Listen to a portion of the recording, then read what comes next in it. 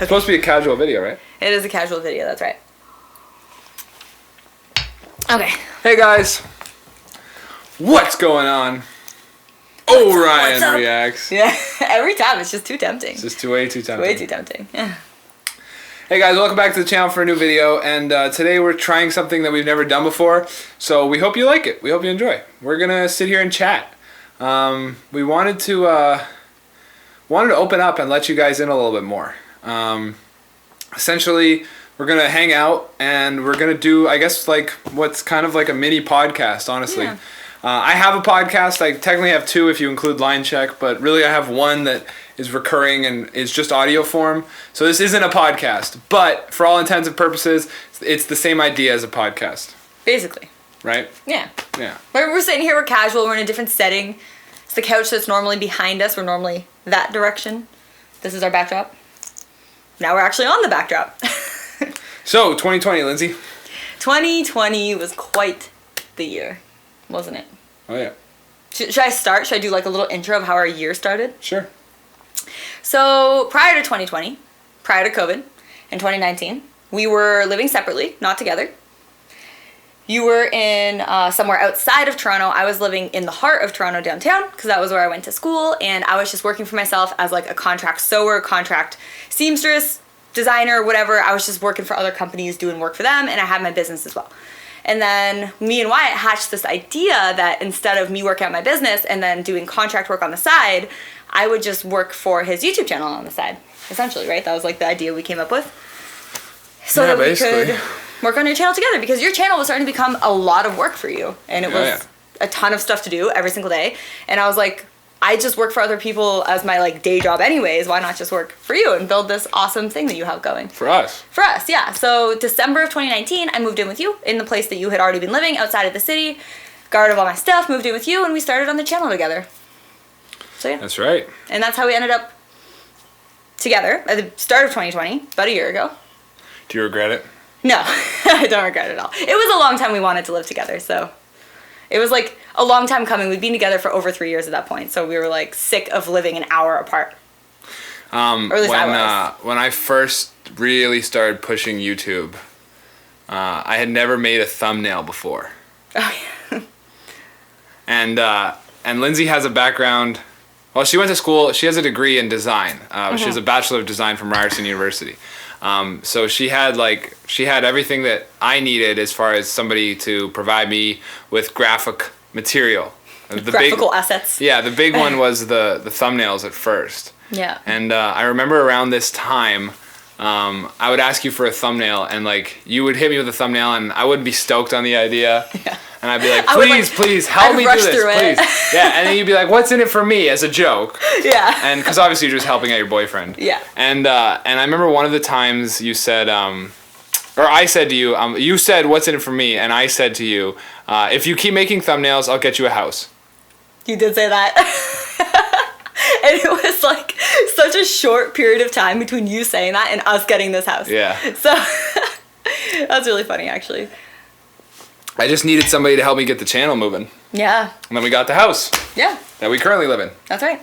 Yeah, this is our first place without roommates and our first place together. And we've been here since May of 2020. Yeah, we did the house tour. You guys all got to see the house. Yeah. I actually think now, like, we should do another. Yeah, because that's the thing. I'm a little sad we did it when we did, because we didn't have as much decorations. We hadn't, like, fully made it as homey as it is now. Like, we now hadn't, have, like, unpacked, really. Yeah, we had barely finished unpacking. Yeah. So now we have, like, all these awesome decorations and lights and plants and, like... And the studio's a little bit different. We just added more equipment. My loft is different. I got a ton of new furniture for upstairs. Yeah, my sewing loft. Your loft's done now. It's done. Where it was like...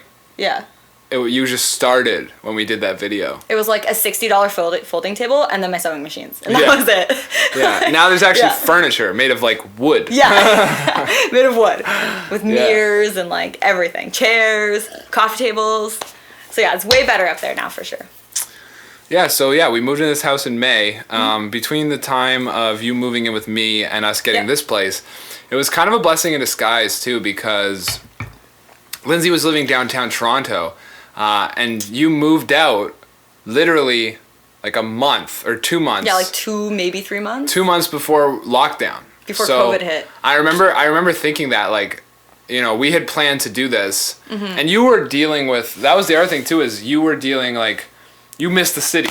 Yeah. Like in the first 4 months, we didn't have this place yet, and we were living in a bigger house, but with a bunch of people, and and that was really, really tough for you because you missed downtown, you missed city life, and what made it even tougher was the house we were living in was kind of in the middle of nowhere. Yeah. Respectively. Relatively small town. Yeah, it was great for getting work done. It was great for getting work done. Because there was no distractions. Yeah. But that being said, like, I think what made it a little bit easier and was kind of like a blessing in disguise was if you had stayed in the city, you would have been in, like, insane city-long lines just to get groceries. Like, all my friends, my cousin, all the people I was so close with downtown were telling me, like, oh my god, I just waited in line at Loblaws, which is a grocery store, for 3 hours. Yeah.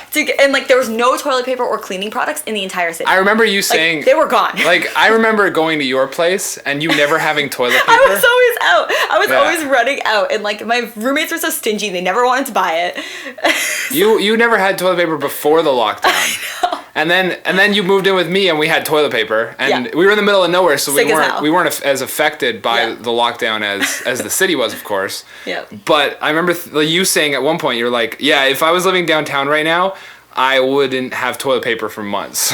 Yeah, like, I don't even know. I would have to go, like, steal napkins at Tim Hortons or something. I don't even know. Yeah. Like, I don't know what I would have done. Because I'd only ever buy an 8-pack and just, like, coast until it was literally empty. Oh, how you just shared that with the internet. I know. Well, I don't anymore. Now we just go to Costco. But, like, in downtown, I would just be walking home from the subway and be like, oh, wait, I need toilet paper, and buy a little pack because I had to carry everything I bought home. Yeah. So I didn't have a car. So I would just buy, like, small amounts of everything.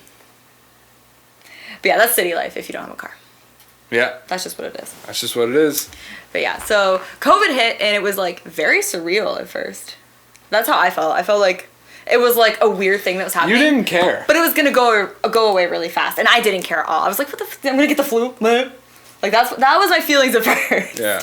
Like, I was uptight. Yeah. Well, I was really a little bit more worried. I would get upset with you. You would get upset with me, because we would be, at a certain point, it got to the point where we were shopping for all the stuff we needed for a brand new house, so we were constantly going to stores. We just had to, because we needed stuff. And I was, like, fighting you, like, the mask rules weren't in effect, so I was like, I don't want to wear a mask, like... No, it wasn't that, it was, like, gloves and stuff. I had everything. And stuff. Yeah. Back then, like, at the time that this was happening, the lockdown had just started, and the thinking in my mind was, like, alright, if everything, like, malls, everything is shut down, like, whether or not I have an opinion on the matter is irrelevant. Yeah. The only thing that I was thinking was, you know, if we stand a chance at putting the plan into place that we had formulated before lockdown, which was, you know, live in the house that I was still at for 4 months, and then move into our new home, if we were going to make that happen, us getting sick was going to delay that. Yeah. Like, we had, because, you know, like, we were only making cash flow off of the YouTube channel. Yeah. Which meant that, like, we had to be we were grinding every day from the second we got out of bed. We worked 7 days a week, 16 hours a day. Yeah, it was crazy. So that we could make all of it happen. And, like, that was fine. Like, that's what's required. There's no complaints there. Yeah. The scary part for me, though, at that time was if we got sick and needed to take a week off, one of us, like, I don't know if we would have made those deadlines. I don't know if we would have made those goals happen. So for me, like, I was literally Lysoling grocery bags as they came in the house. That's like, we would put everything in the garage and we would spray Lysol everything and clean everything with full face masks, fucking goggles, you name it. Like, I was in it. I didn't care. I was like, because I don't know. I didn't really care either way. And you know what the proof is? The proof that I didn't care either way was the second week we moved into this house and got settled in. It was like, all bets are off. Yeah, that's at that point, it was like, true. if I get sick, fuck it. And I stopped wearing a mask. I stopped because like at that point we were settled in. We had had made the money we needed to make all of our goals happen. We arrived. We got through the actual moving process during COVID. Yeah, we got through the finding the home. Yeah, because that was part of it. Was like we didn't like, we found this place maybe 3 weeks before moving in?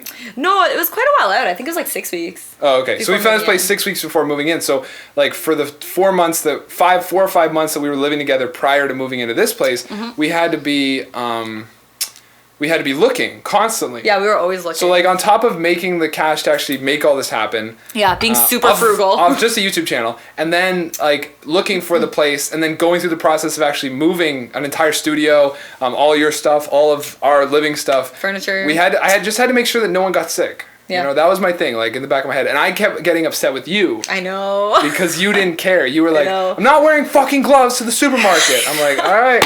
It's like, I'll just wash my hands after. But you're not coming to the supermarket anymore. Go home. Yeah. But once we moved into here, we got on the same page because we got through the hurdle. We found the place during COVID somehow. Like, someone was even living in this house when we came to see it. And that was crazy that they even, like, let us in and, like, walk around and look at all the stuff. Yeah, there was, like, I feel like back then there wasn't, it was, we're coming up on a year, actually. But at that point, it was, nobody really had like formulated real opinions yet. So I feel like the older generations, the ones at risk at this point, they really, really cared. And, you know, they're the ones watching the news and buying into all of it. Like 100%. fully adopting whatever's being said by the government, they're on board with. But then for us and the younger generations, like I cared just for the moment. And then I stopped caring altogether after we got the place. Cause I was like, all right, I'll get the flu. That's fine if that happens. It's not the biggest deal for me. I'm not high risk category, nothing like that, you know. Yeah. And then the guys that were here, they were the people who were living in the space before us. They were the same, like around the same age as us, a couple years older than us. Yeah, a little bit older. And they didn't seem to care at all either. No, yeah, he was really chill. Yeah. The guy that was living here before us. So yeah, I mean that pretty much sums up the first part of the year. Now we're in May. Yeah. Yeah. So now we're in May. So yeah, we were just living here and grinding it out as we do. We didn't have a car at this point though, so that was kind of hard. Yeah, we did the first 6 months in this house without a car. Without a car. Which was really tough because we're not in a city. Yeah, we're in like a relatively populated town. Yeah. Or maybe even a small city, like you could maybe call it that, but it's not, like by no means is it Toronto. There's no subway, there's no buses, like. So what we found really tough was, all of our groceries and everything we were doing off of Instacart, which if you don't know what that is, it's kind of like, I guess Americans would know Postmates. Yeah, it's like Postmates. I don't know if they have Instacart in the States. I think they might. They might. But anyways, it's like Postmates. It's just a simple delivery service. It's like Uber Eats, but instead of getting you restaurant food, they go and do your grocery shopping for you. Yeah. So because we didn't have a car and we were in lockdown during a pandemic, we didn't really see the need to, stretch ourselves thinner and try and figure out like a driving situation. So we're just like, all right, we'll just wait till the end of lockdown to actually get the car going. Mm-hmm. The other thing too going through our head was it was May, so spring and summer had just started. Yeah, so it was warm enough to walk. Yeah, so we're like, we'll walk everywhere, but the distances to walk were crazy. Yeah. Not crazy as in like, don't get me wrong, we hit the gym. I'm fine with doing the walk. Yeah. The big problem though is just the amount of time out of a day if we needed something small. And so because of that, we just basically turned over to 100% delivery. Now the downside of the delivery, although easier, Instacart's great because literally like this, I wish we were sponsored because I'm about to sell. Like a commercial. I'm about to sell it, but like it's like $100 for the whole year, and then you can order as much as you want with free delivery. Yeah, with free delivery. Yeah. So you can just be on that app every morning. We were literally got to the point where we were so used to ordering stuff that we would wake up out of bed, and the first thing we would do is talk about, hey, what do you want to eat for dinner? And then we would order the groceries for that day alone. Yeah. Like there was no need to think ahead because they would just show up and the cost was all the same. Yeah. Yeah. Exactly. And it was super fast. It comes in like 2 hours. So. Yeah. Yeah, that was pretty sweet. But yeah, so my point, what I was getting at is the downside to all that though was that we never left the house, which drove us off the fucking wall. Yeah, it still is really. It's easier now because we have a car now. It's easier now. Yeah, we ended up getting a car about a month ago. I guess we can like skip ahead in the story. Yeah. Yeah. At the end of like literally December 21st of 2020, we got our first car, like my first car ever. Yeah. Our first car together too. Our first car together, yeah. I had a crappy car as a teenager, but. Don't really have to count that. Yeah, what was it, a 1863 or something? No, it was a 1986 Chevette, which it looked kind of like the car from Wayne's World, which is actually a Pacer, but it looks really similar. It was also blue, only 2 doors with a hatchback. It was like comical, yeah. It was like my trademark when I was in high school. And you were like 16 at the time? I was 16 when I got it, and then I drove it until I moved to the city. Gotcha. And then at that point, it was like, well. Anyways, we just skipped to the end of the year. Let's keep talking about May. So yeah, May, April, June, July-ish. Those were all really, really tough months for us. What made it easier though was at one point I bought a skateboard. Yeah, you did. And your parents gave me their old bike. Yeah, that's right. So we had a bike and a skateboard so we could go places like that. Yeah, so what we would do is we live, by car, we live 10 minutes from a beach. Yeah. And, like, we live in Canada, so, like, everyone's probably asking, like, whoa, there's beaches in Canada? Yeah, there are beaches in Canada. Oh, true. There's beaches along all of the lakes, like the Great Lakes. So we go to a beach on Lake Ontario, and we live 10 minutes by car. It's about 30-minute skateboard / bike ride. About 30 minutes, yeah. So it took us 30 minutes to get there. So what we started doing was, like, 2 to 3 times a week we'd go to the beach because it was the only place we could go to get out of our space. And if you've seen our house tour, we treat this house, although it's a 1-bedroom house with a loft upstairs, we don't use it like that because the bedroom we turned into my studio for drumming and the loft we turned into your studio for your company. Yeah. So basically we just have this space right here that we're sitting in. So this half of it, we have the couch and 2 desks for working. Yeah. And then that half of it, we have our bed and a TV in front of our bed with our dressers and stuff. So and that's supposed to be our living room. So because of that, it's very much like a studio apartment is kind of like how we treat it really. Yeah. And because of that, like, we're never not in the office. So the only way that we could get out of our heads and get out of our jobs was to actually go to the beach. So we spent a ton of time. Yeah, so much time at the beach. Yeah. We were always there. We bought, like, a cooler and, like, a picnic blanket, everything. We, like, decked ourselves out with beach supplies. That's right. That's right. Yeah. It'd be like every 2-3 days we'd be at the beach. Yeah. Yeah. Basically. I can't wait for the summer to come again. I know. Go to the beach. Just drive there. Now we can drive there. So much easier. That's right. That's right. We still even sometimes in the mornings go to the same beach because even though it's winter, like, it's nice to walk around at. Yeah. That's the biggest thing that, I mean, we knew that this video was going to kind of definitely talk a lot about the coping mechanisms because that's what a lot of this year has been, I think, for everybody. You know, like, I don't think there's anybody who hasn't had something happen in their life because of this global pandemic that they haven't had to cope with, right? Yeah. And, like, our coping mechanisms being content creators, before the pandemic, our coping mechanisms were, you know, make sure every weekend to spend the whole weekend out. You know, that was the biggest thing because when you wake up and you're working for, you know, 10 hours and you're in your house working, and then when you get done, you're in your house relaxing, like your brain, your head doesn't have time and space to, like, process all that's going on, I guess. You know what I mean? Like, you get, cabin fever is just, like, part of it, right? Not detached. Yes. And then, because of that, what I do is I just end up working more constantly, and I just never stop, so then it's like I'm never taking a break because instead of stopping at the end of the night, I would just sit there and just keep going because it's like, what am I going to do anyways? Like, might as well just keep working. Yeah, for a while I was the same way, but I think I started to identify the need for breaks quicker than you did. I think so too. Yeah. You would burn yourself out. I always have. Like, I went to university and that was hard. You burn yourself out there, and then I graduated from school and I was working for myself, and that was so hard all the time. And then now, like, I just kind of was still in that phase of, like, just grinding. Gotta work around the clock or you're gonna not have money for groceries or whatever. But that's not the case. It's just like my mindset is still there. Yeah. So yeah. But yeah, we spent a lot of time at the beach because that was our coping mechanism. Because prior to that, when COVID hadn't hit, like I said, we just made sure that we'd spend 5 days in the house. And just work, like, you know, like I was saying, like, long days, of course. You guys get it, right? Yeah.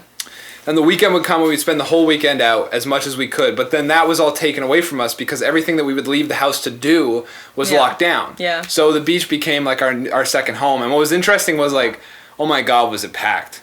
Yes, so many people had the same idea. Yeah. They started, like, checking your ID to make sure you actually live in the town, or else they wouldn't let you go to the beach. Yeah, so that's so right. Yeah, people would drive from, like, hours away to come to this beach because it was the only thing within, like, 4 or 5 hours of some places here in Canada that you could do. So, like, it was overrun. It was overrun, and the property was kind of getting ruined. So the government stepped in and they said, like, all right, the parking lots have to ID everybody to see that you have an ID with an address that is that corresponds with the town that the beach is technically owned by or whatever. Yeah. So that was ridiculous. That was ridiculous. Crazy. There was a few days where it was like you were, like, next to people, like, just jammed in. Yes, so many people there. Yeah. Yeah, and it was scary when we brought my friend from the city came to visit us, and obviously her ID says Toronto, so then it was like, okay, hopefully they only check one out of the group of us, like, our ID and not hers, because obviously she'll be turned away. So as far as personal stuff, I guess that's like most the main points that happened. But there's also like some really good highlights of this year. Like for example, like you got your new drum kit, which was very exciting. You replaced the Crush kit. Yeah, so that was a big deal. The interesting thing about the year for us was that I guess just like the toll of being inside all the time that we had to deal with. Outside of that, and then it being very hard to see friends. Outside of all that, the year technically was great on paper. Mm-hmm.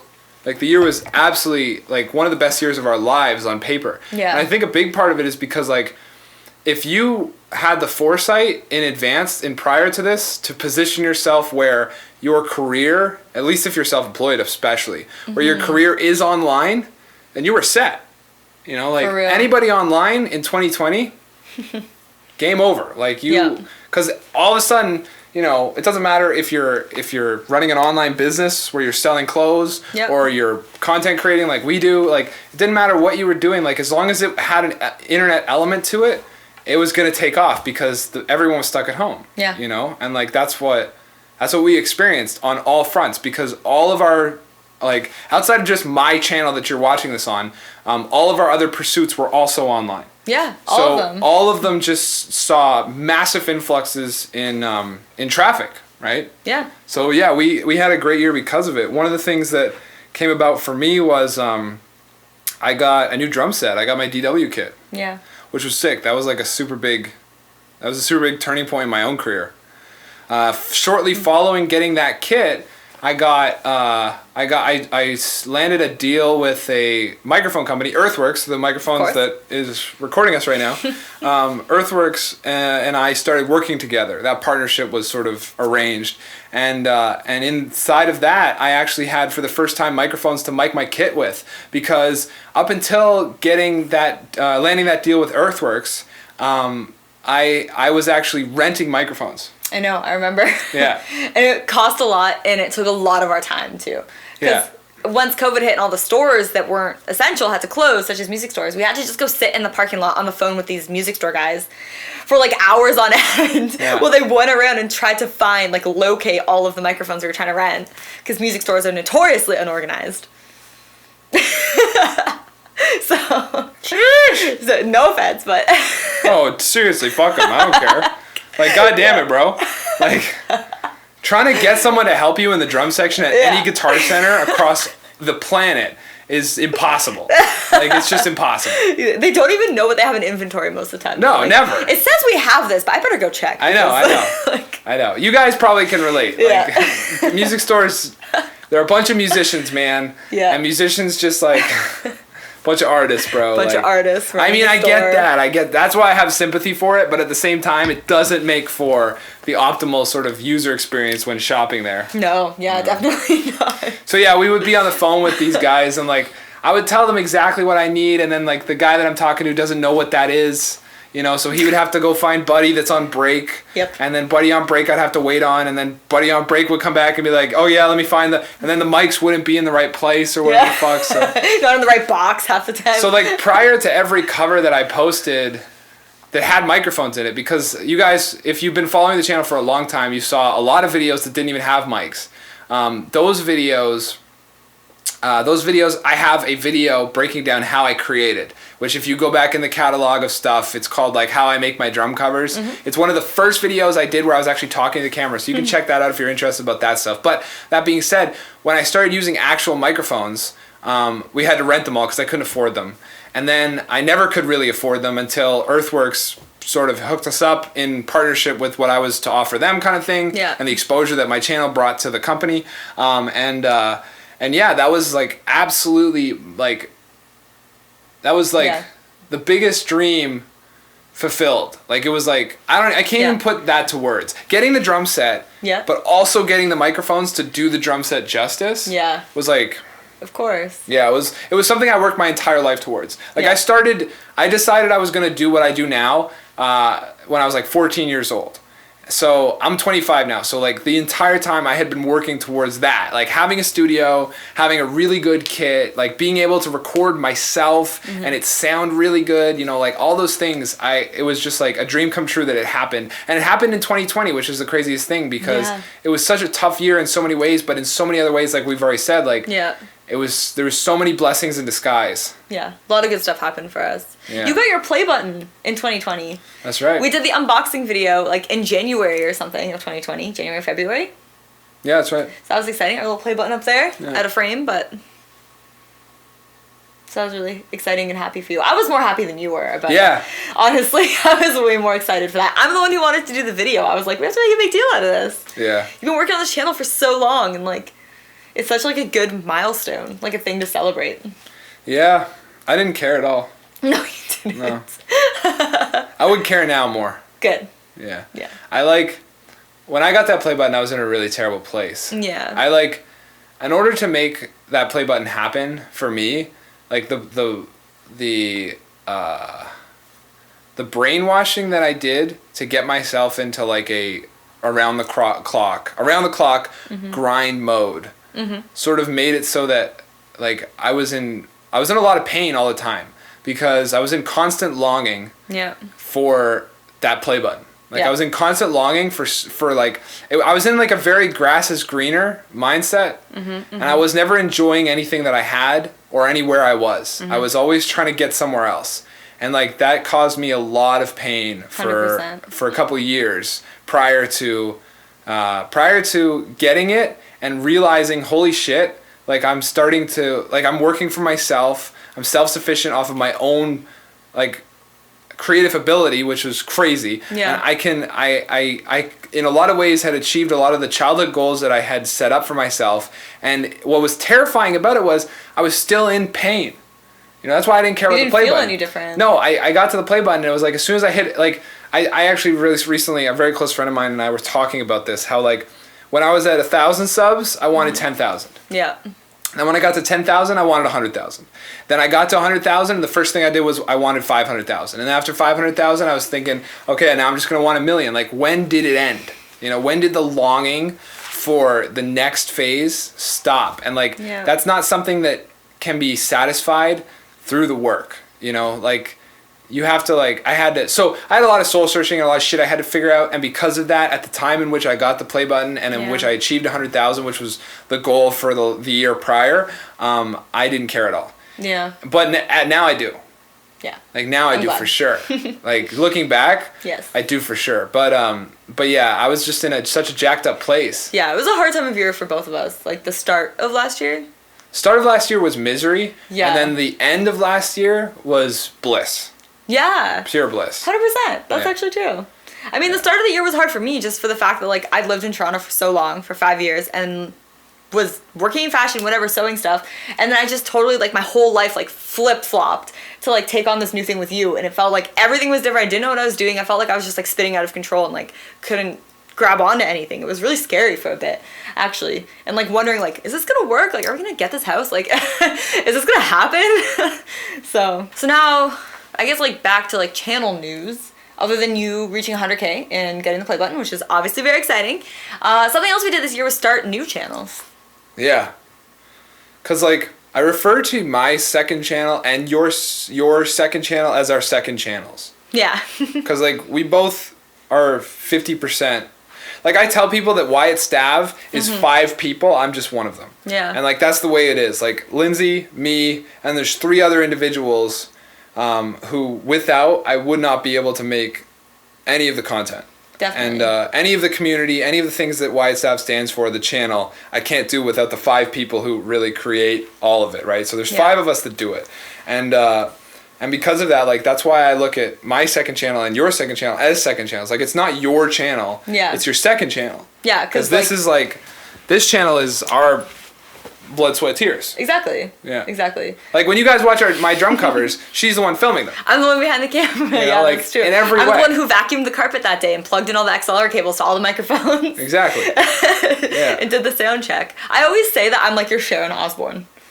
Oh, like, definitely. Like that's the best way to put it. Like anything that we do has been like planned and scheduled by me. Yeah. and like worked out, and like I'm always doing spreadsheets for us. I answer every email. If you guys have ever emailed Wyatt about anything, whether it be like merch or like some sort of like collab request, we get a lot. Anything you've ever emailed Wyatt about, basically you actually reach me. Yeah. And I'm the one that replies to you. Yeah. So. That's why I say it's your second channel. Yeah, because it it's really not does feel that way. Yeah, totally. You work. Sometimes you work harder on our channel than I do. Yeah, exactly, 100%. Yeah, all the reaction videos are edited by me, every single one. Yeah, that's basically the majority of my channel these days. Yeah, so all the thumbnails, obviously, all the thumbnails since the start of the channel, as we mentioned, have been done by me, and any on-screen graphic you've ever seen has been done by me. Yeah. Although it's kind of funny, I'm not proud of the early thumbnails now when I look back at them. I'm not proud of the early videos. Oh, jeez. Yeah, that's true. Yeah. Like, oh, yeah. Early talking videos for either of us. Yeah, when I do like I have a lot of students both in drumming, and then I have a lot of students that I sort of just take through how to make a YouTube channel. Mm-hmm. And one thing I tell a lot of the guys that I'm in session with is this is really, really public trial and error.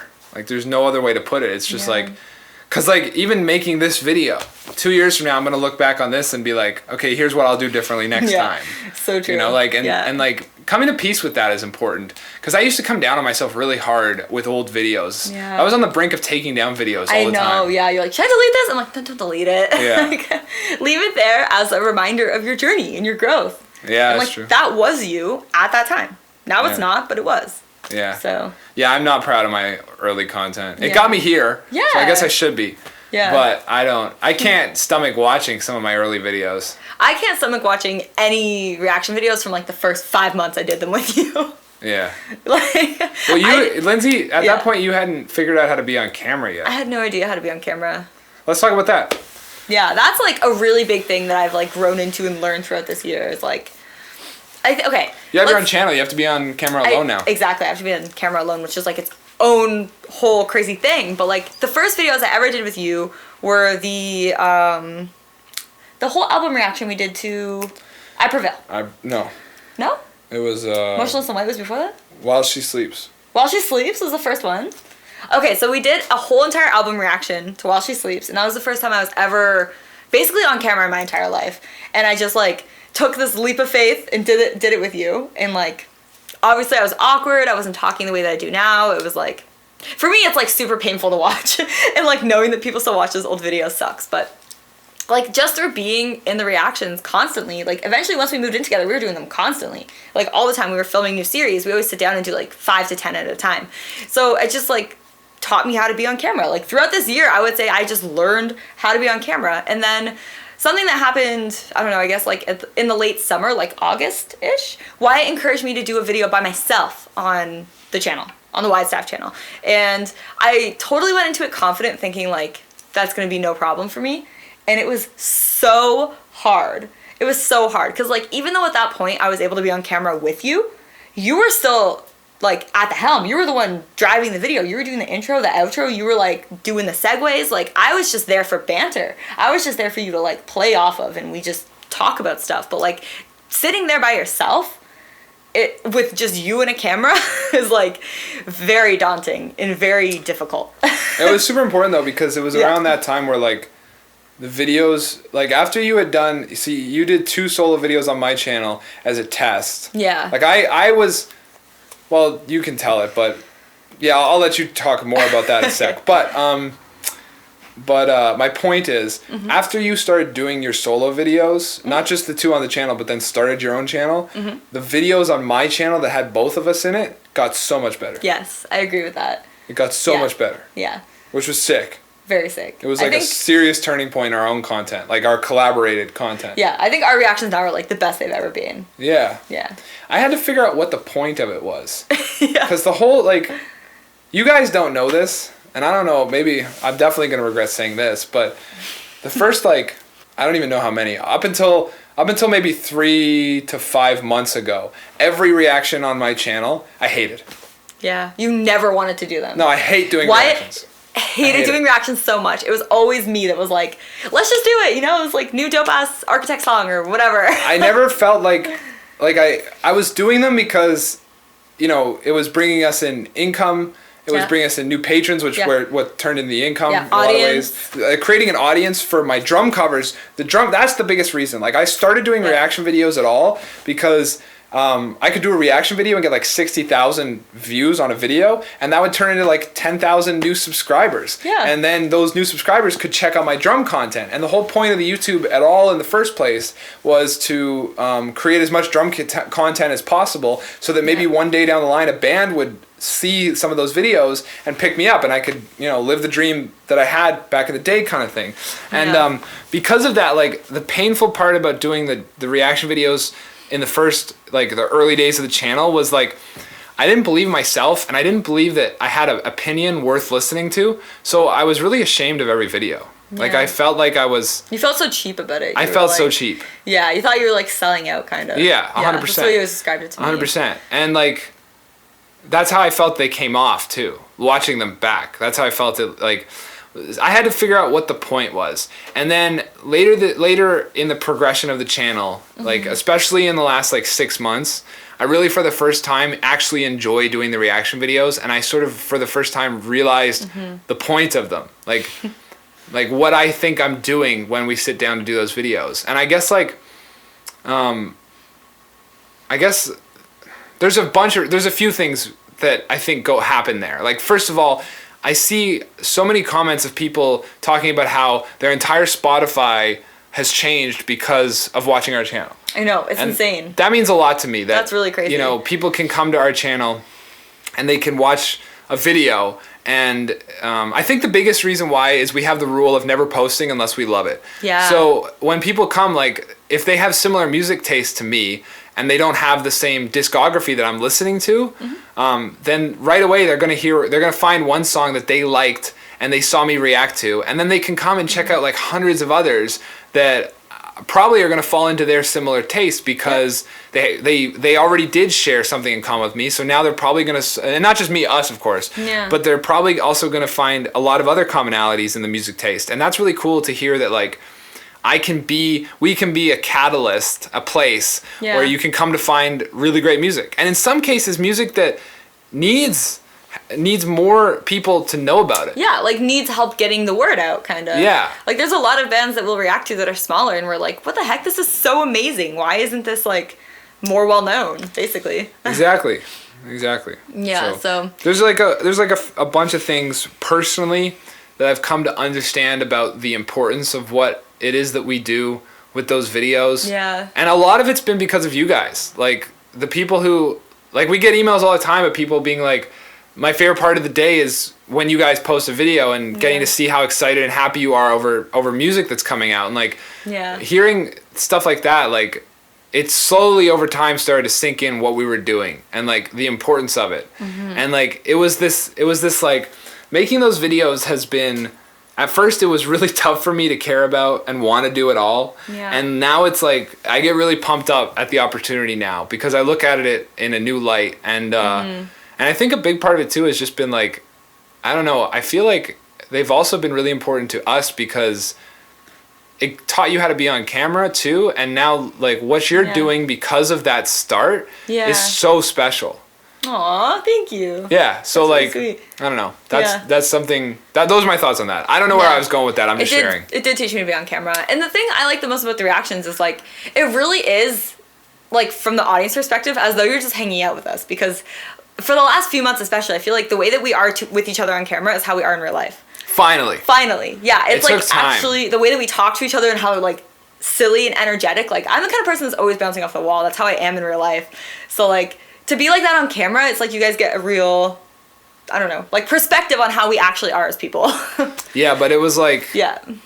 There was a long time where we were, like, playing characters. Yes. That weren't us. Yes, and trying to figure it out so hard. Because we just had no idea how to be authentic yet, you know? And yeah, it taught me how to be on camera. And eventually, like, people started liking me in the videos as well. And I was like, oh my God, like, I was just... It took me a long time to realize that it was actually Wyatt and Lindsay reacts and not just I'm guesting on Wyatt's thing that he does. Like, it actually truly is 50-50 us, and people actually were, like, there for me too and actually liked me too. And I wasn't just this, like, add-on, this, like, whatever. Like, that's how I felt for a really long time. But then I started seeing a lot of people like me and follow me or message me and whatever. Say, like, actually go to the way to DM me on Instagram saying, like, oh, I love this reaction. Like, you said in a video you like new metal, so I think you'll like this thing. And I was like, wow, that's really sweet. That's really cool. And then that sort of, like, I guess planted the seeds that Wyatt was watering forever and ever and ever to get me to make a channel. And it's exactly like you said, like, you encouraged me to try it out by making videos by myself for your channel. And even though it was very, very difficult, it did actually turn out good. I still do like those videos.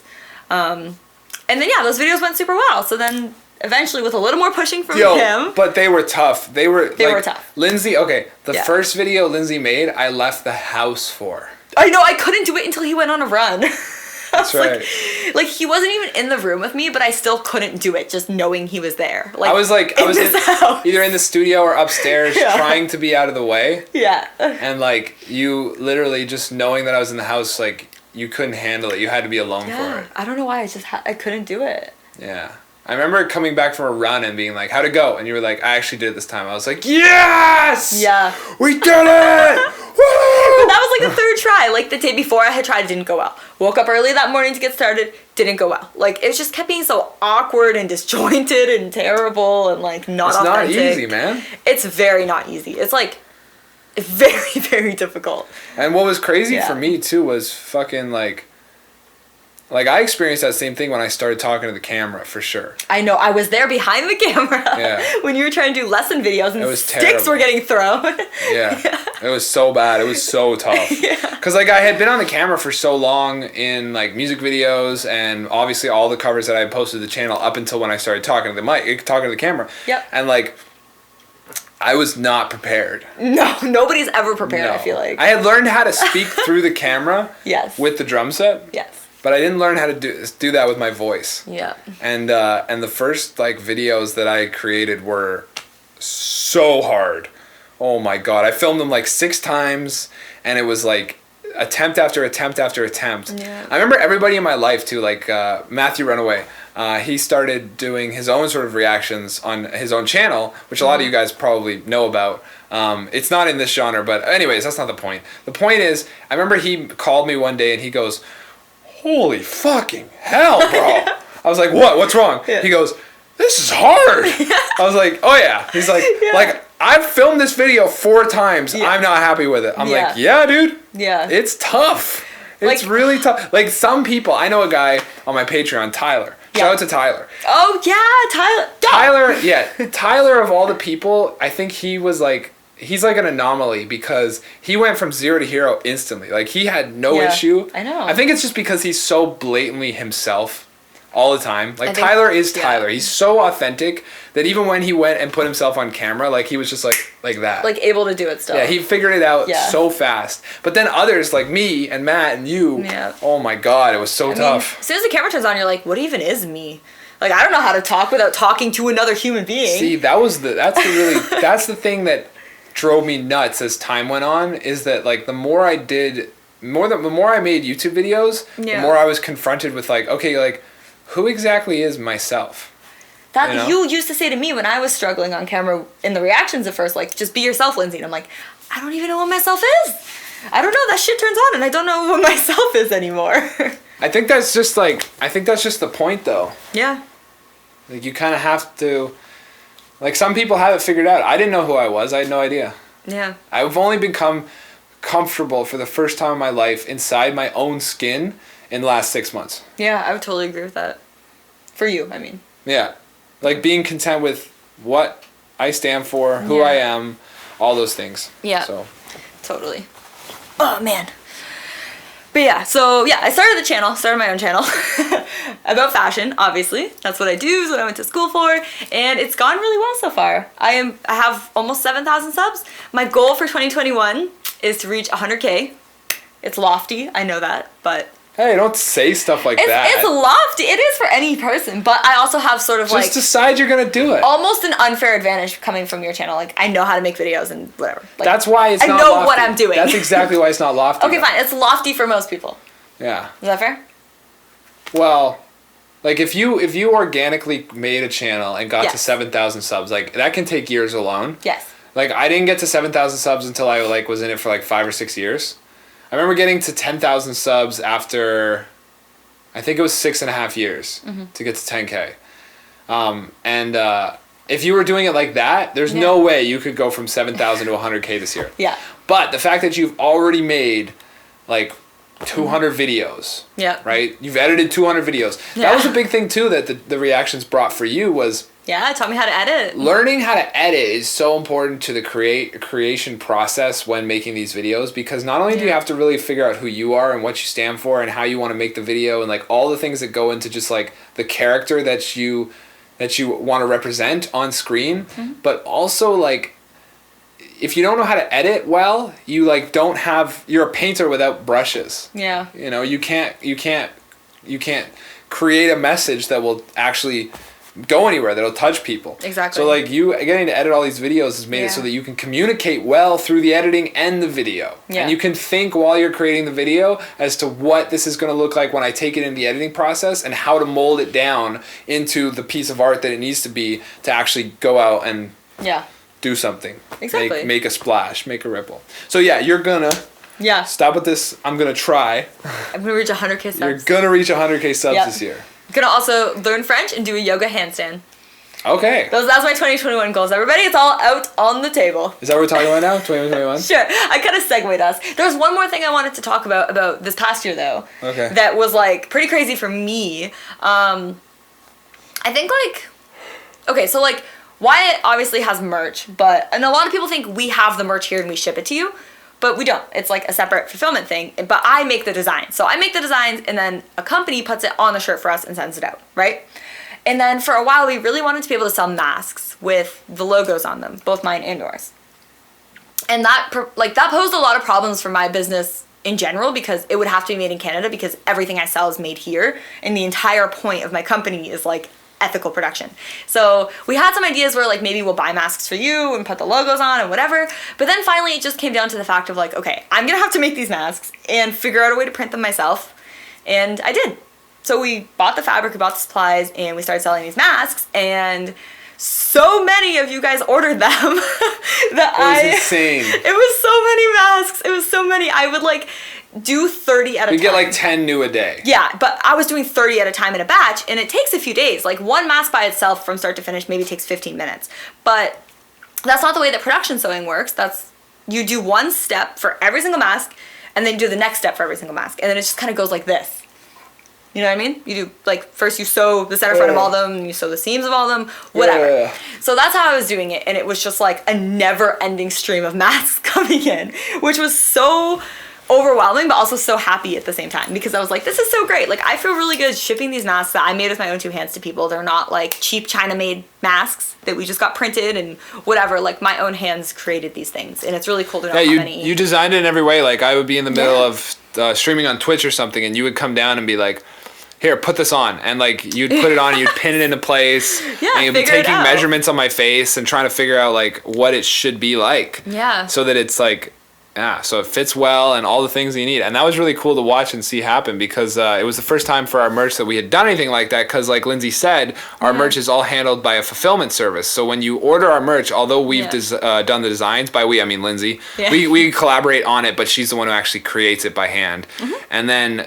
the company actually is the one, they print it and ship it out to you the moment you buy the merch. Yeah. But like she said, like this was you actually going through the process of, and I remember at one point you were complaining about how tough it was. I know. And I said to you, and I was like, I stopped you and I was like, Lindsay, wasn't the whole point of this, like from the right at the get-go, right at the beginning for you, going to school for fashion design, wasn't the whole point to make things that people can wear and use?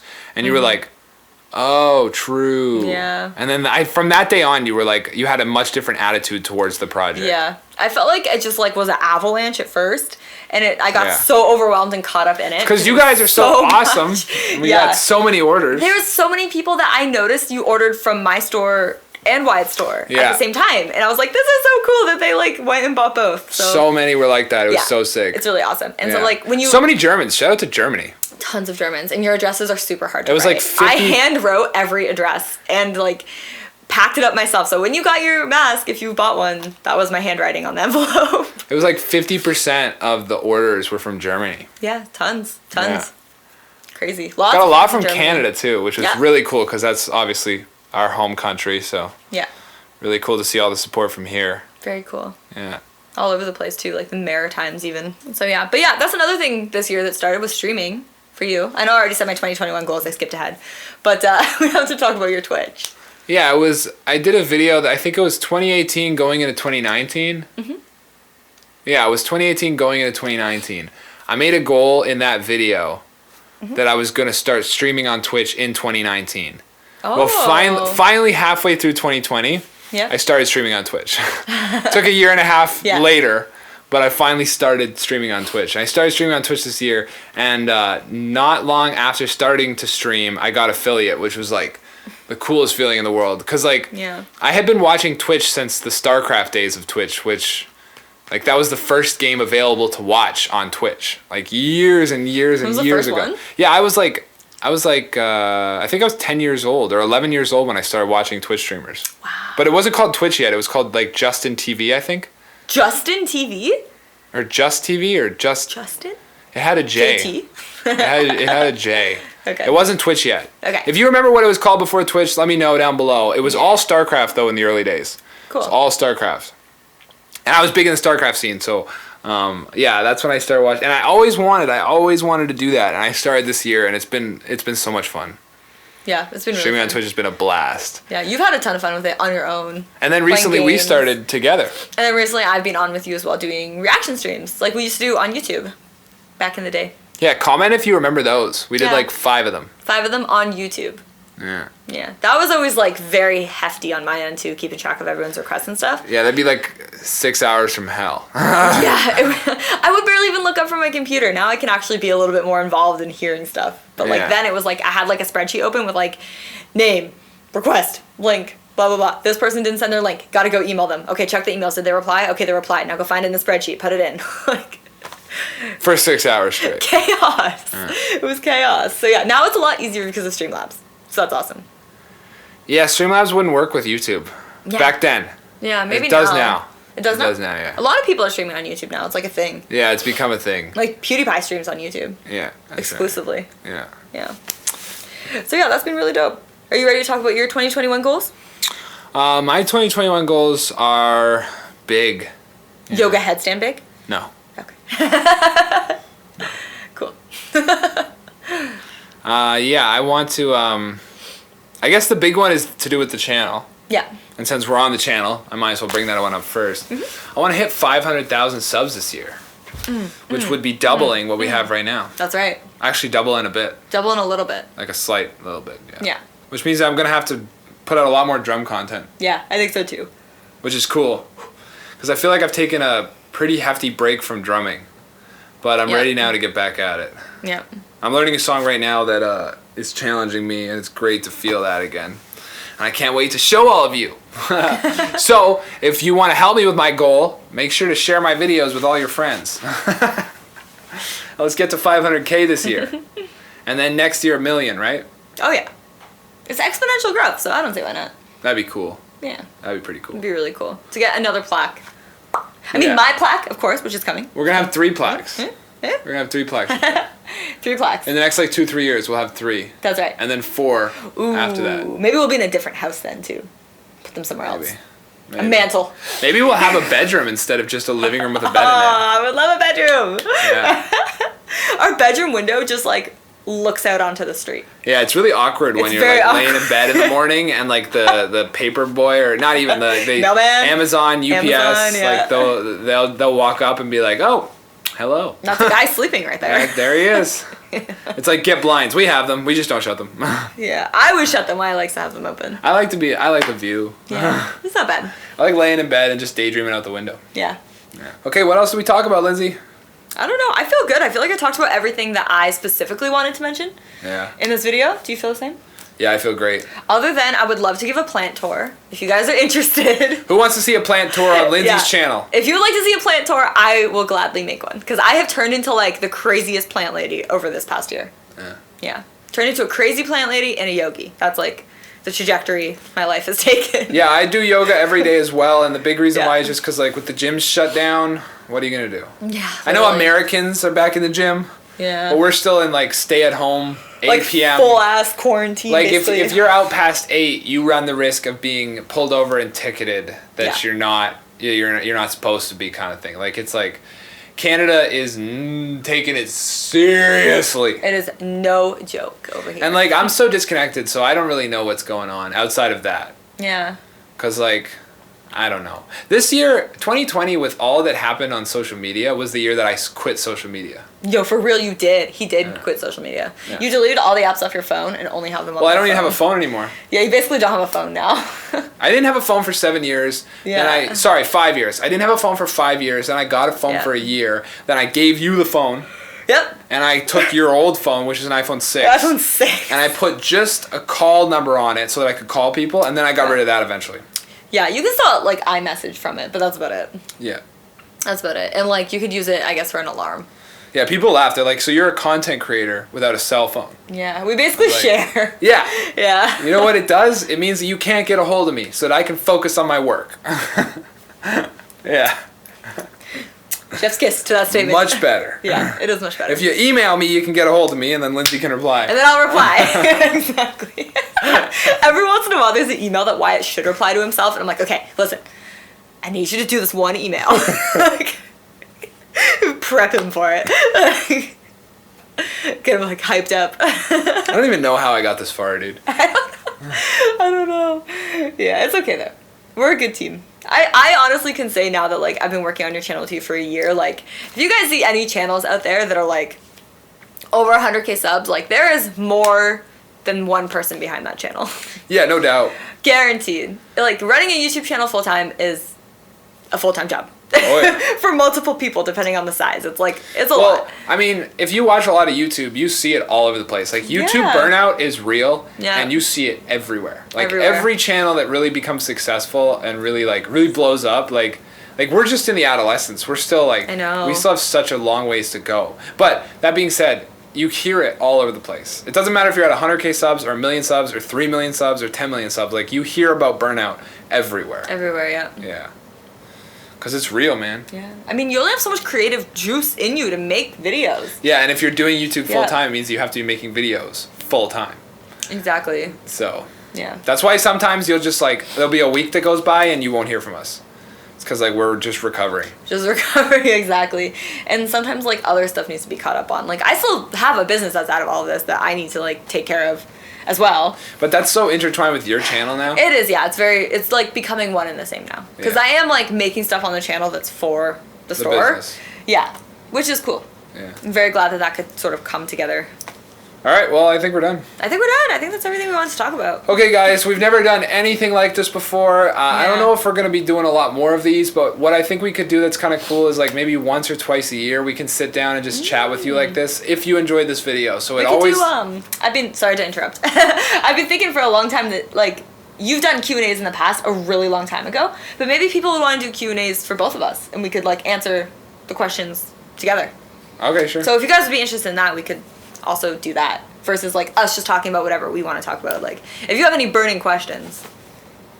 So let us know if you want to see Q&As with the both of us, as well as more of these long-form discussion, chatting videos, off-the-cuff videos in the future. I think that if this goes well, then we'll definitely do one for next year, maybe one in the middle of the year. Yeah. Because like the middle of this year is looking like June, July, which is the 6th, 7th month area of the year, so in the middle, is looking like when we'll probably start to come out of lockdown here. So it'd be cool to like talk about that then. Yeah.